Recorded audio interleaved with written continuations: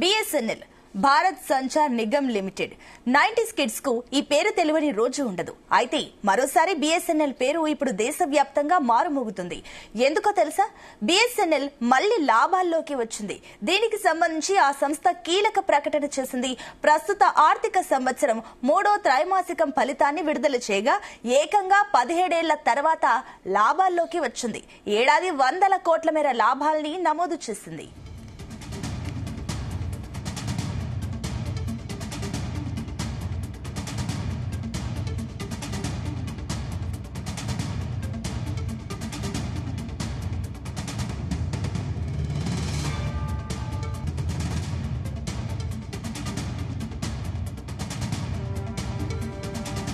Main గా private telecom కంపెనీలు Reliance Jio, Bharti Airtel, Vodafone Idea వంటివి ఇప్పటికే 5Gలో విజయవంతమై 6G దిశగా దూసుకెళ్తున్నాయి. బిఎస్ఎన్ఎల్ మాత్రం ఇప్పటికీ తమ యూజర్లకు 4G ఇచ్చేందుకు ప్రయత్నిస్తుంది.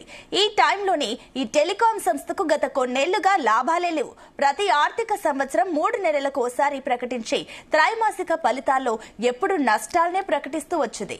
అయితే ఎట్టకేలకు దాదాపు 17 ఏళ్ల తర్వాత ఈ దిగ్గజ కంపెనీ తిరిగి లాభాల్లోకి వచ్చింది.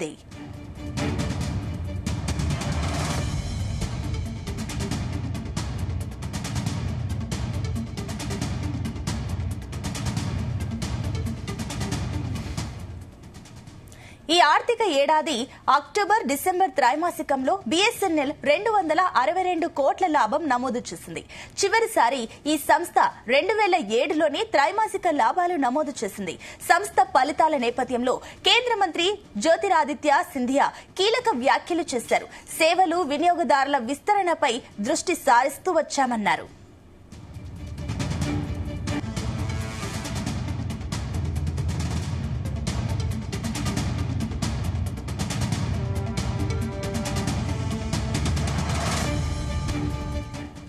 పలు కీలక అంశాల్లో బిఎస్ఎన్ఎల్ పుంజుకుంది. లీజ్డ్ లైన్, ఎఫ్టిటిహెచ్, మొబిలిటీ సేవల్లో 14 నుంచి 18% వృద్ధి నమోదు చేసింది. గత జూన్ నెలలో 8.4 కోట్ల మంది వినియోగదారులు ఉండగా డిసెంబర్ వరకు చూస్తే 9 కోట్లకు పెరిగారు. బిఎస్ఎన్ఎల్ సహా భారత్ లో టెలికాం ప్రయాణానికి ఈ రోజు ముఖ్యమైనదని సింధియా పేర్కొన్నారు.